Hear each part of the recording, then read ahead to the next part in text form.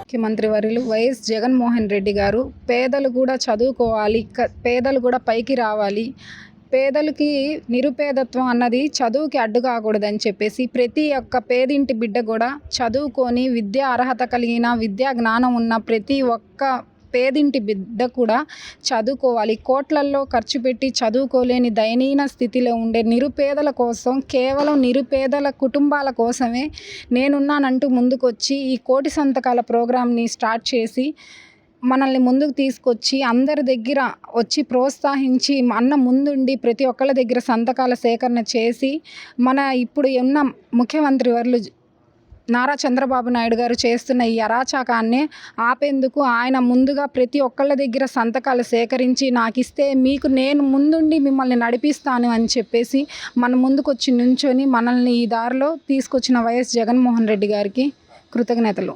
గూడూరు నియోజకవర్గం నుంచి వైఎస్ఆర్సీపీ పార్టీ కార్యాలయం నుంచి మాట్లాడుతున్నాము. ఈరోజు మా నియోజకవర్గం నుంచి 70,000 సంతకాలు సేకరించి మొత్తంగా మేము వైఎస్ఆర్సీపీ పార్టీ కార్యాలయానికి పంపించాము. దీనికి ముఖ్య ఉద్దేశము మెడికల్ కాలేజీలు ప్రైవేటీకరణ చేయడము. ప్రైవేటీకరణ అనేది చాలా అసలు పేదవాళ్ళకి చాలా భారము. ప్రైవేటీకరణ చేస్తాము అని చెప్పి గవర్నమెంట్ ముందు ఎప్పుడూ చెప్పదు, గవర్నమెంటే నడుపుతుంది. మా జగనన్న చెప్పింది ఏంటంటే మన ఆంధ్ర రాష్ట్రంలో ఇన్ని గవర్నమెంట్ స్కూల్స్ ఉన్నాయి, ఇన్ని గవర్నమెంట్ హాస్పిటల్స్ ఉన్నాయి, అవన్నీ ప్రైవేటీకరణ చేస్తే అసలు మామూలు ప్రజలు దాన్ని భరించగలరా ఏదైనా సరే? అందుకని మా జగనన్న 17 మెడికల్ కాలేజీలు తీసుకొని వచ్చారు. ఇప్పుడు వీళ్ళు టీడీపీ వాళ్ళు, కూటమి ప్రభుత్వం ఇంకా తీసుకురావాలి. అట్లాంటిది తీసుకొని వచ్చేది పక్కన పెడితే అన్నీ ప్రైవేటీకరణ చేస్తే పేద ప్రజల మీద ఎంత భారం పడుతుంది? ఒక్క సీటు ₹1,00,00,000 పెట్టి ఎవరైనా మధ్యతరగతి వాళ్ళు కానీ పేద ప్రజలు కానీ తీసుకోగలుగుతారా? బాగా డబ్బున్న వాళ్ళు మాత్రమే సీట్లు కొనుక్కోగలుగుతారు. అందుకని ఆ ఉద్దేశంతో గవర్నర్ గారికి పంపించాలనే ఉద్దేశంతో ఈ కోటి సంతకాల సేకరణ అనేది తీసుకొని వచ్చి ముందుగా అందరి దగ్గర సంతకాలు చేపించి ఒక ఉద్యమంగా నడిపి ఇప్పుడు మేము సంతకాలు పంపించాము. మా అందరి తరపున, ఆంధ్రప్రదేశ్ ప్రజలందరి తరపున కూడా మేము కోరుకునేది ఏంటంటే ప్రైవేటీకరణ మాకొద్దు. మా పిల్లలు జగనన్న తెచ్చిన ప్రైవేట్ కాలేజీలు పక్కన పెడితే జగనన్న తెచ్చిన గవర్నమెంట్ కాలేజీల్లోనే చదవాలి. మా పిల్లలందరూ డాక్టర్స్ అవ్వాలి, ప్రజాసేవ చేయాలనేది మా ముఖ్య ఉద్దేశము. జగనన్న ముఖ్య ఉద్దేశం కూడా అదే. కాబట్టి దీన్ని ఇంతటితో విరమిస్తున్నాము. మా ప్రీతం నాయకులు జగన్మోహన్ రెడ్డి గారు ఏ పని చేసినా కూడా ప్రజా అర్థం ఉండే విధంగా ముందుకెళ్తారు. ఆయన ఎంతో బాధ్యత, భారతదేశ చరిత్ర కాదు ప్రపంచ చరిత్రలోనే ఎవ్వరు సాధించిన విధంగా గవర్నమెంట్ మెడికల్ కాలేజీలన్నింటినీ కూడా ఆయన అబ్బురుపరిచే విధంగా సాధించుకున్నారు. 16 మెడికల్ కాలేజీని, మొత్తం 17 మెడికల్ కాలేజీని ఒక్క పెన్నపోటుతో సంపాదించుకున్న గొప్ప గనులు మా ప్రీత నాయకులు జగన్మోహన్ రెడ్డి గారు.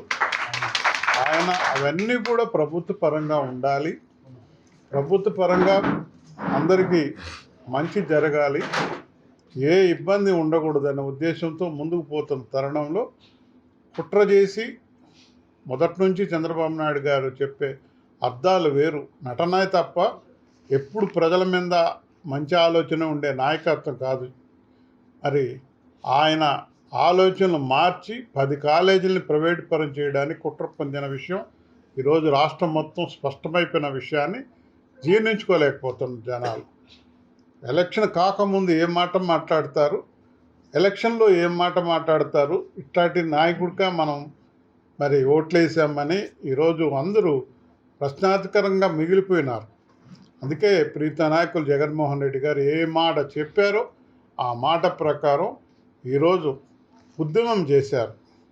ఈరోజు ఉద్యమం చేసి ప్రతి కాన్స్టిట్యున్సీలో కూడా ఇది అన్యాయము, ఇది ప్రజల వ్యతిరేకము అని చెప్పి పిలుపునిచ్చిన మేరకు కేవలం గూడూరు కాన్స్టిట్యున్సీలోనే 70,000 స్వచ్ఛందంగా మరి ప్రభుత్వానికి వ్యతిరేకంగా సంతకాలు చేసి ఇది కరెక్ట్ కాదు, ప్రభుత్వం అంటే ప్రజల పక్షాన్ని నిలబడి సహాయం చేయాలి తప్ప ఈ రకంగా కమర్షియల్గా ఆలోచించడం, అధికారం వచ్చిన తర్వాత ఈ రకంగా తప్ప తాగలేయడం కరెక్ట్ కాదన్న నిర్ణయానికి వచ్చి ఈరోజు స్వచ్ఛందంగా మరి మంచి వాతావరణంలో మరి ఎంటైర్ రాష్ట్రమంతా ఈరోజు మరి ప్రతి కాన్స్టిట్యున్సీ వాళ్ళ శక్తి మేరకు మరి స్వచ్ఛందంగా సంతకాలు చేసి ఇది దుర్మార్గము, ఇలా చేయకూడదు, ప్రభుత్వ పరంలోనే ప్రైవేట్ కాలేజీలు ఉండాలి, ఆ రకంగా ముందుకెళ్ళాలి, అప్పుడే ప్రజలకంతా మంచి జరుగుతుందన్న ఉద్దేశంతో ఈరోజు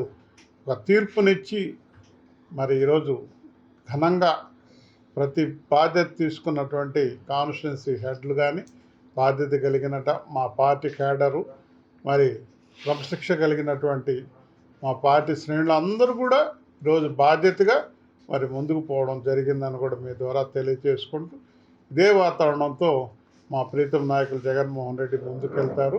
దుర్మార్గంగా ఆలోచిస్తున్నటువంటి తెలుగుదేశం పార్టీకి బుద్ధి చెప్పడం జరుగుతుంది అని చెప్పి మీ ద్వారా స్పష్టం చేస్తున్నాం. Local to global news at your fingertips. మీ చేతిలో ఒక ఆయుధం. Download Raw TV app. Media legend Ravi Prakash is back.